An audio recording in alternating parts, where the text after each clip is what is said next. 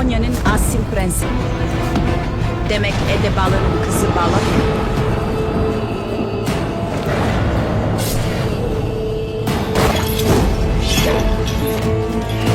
Sakın yaklaşmayın.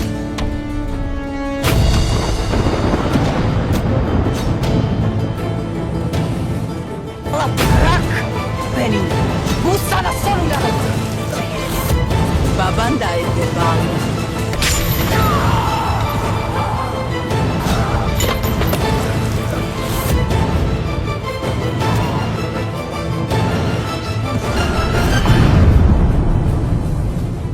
कुरलुश Osman series देखने और चाहने वालों को अस्सलाम वालेकुम। नाजरीन, नई आने वाली किस्त का दर्द भरा वहशतनाक ट्रेलर देखने के बाद अब हर कोई मुकम्मल किस्त के इंतज़ार में है। हम अपनी पिछली वीडियो में ये प्रिडिक्ट और पेशीगोई कर चुके हैं कि जंगल में पेश आने वाला ये सारे का सारा वाक़या भी उस्मान बे का एक ख्वाब हो सकता है, और या फिर गोंजा खातून और होलोफिरा तो ज़ख्मी हो जाएंगी, लेकिन बाला खातून की शहादत वाला मंजर वाकई उस्मान बे का एक वहम और एक ख्याली ख्वाब होगा।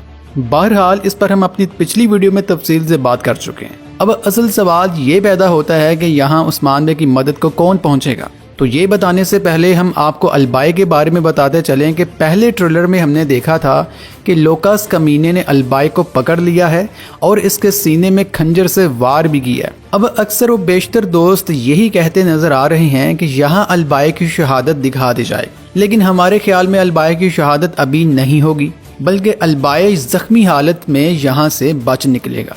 अलबाई का किरदार एक तारीखी किरदार है और अभी तो इसका राज भी फाश होना बाकी है, क्योंकि कोई भी इसकी हकीकत से वाकिफ नहीं है। ये उस्मान बे के चचा सुंगर तेकन का बेटा है और उस्मान बे का कज़न है, यानी उरहान बे और अलाउद्दीन बे का चचा।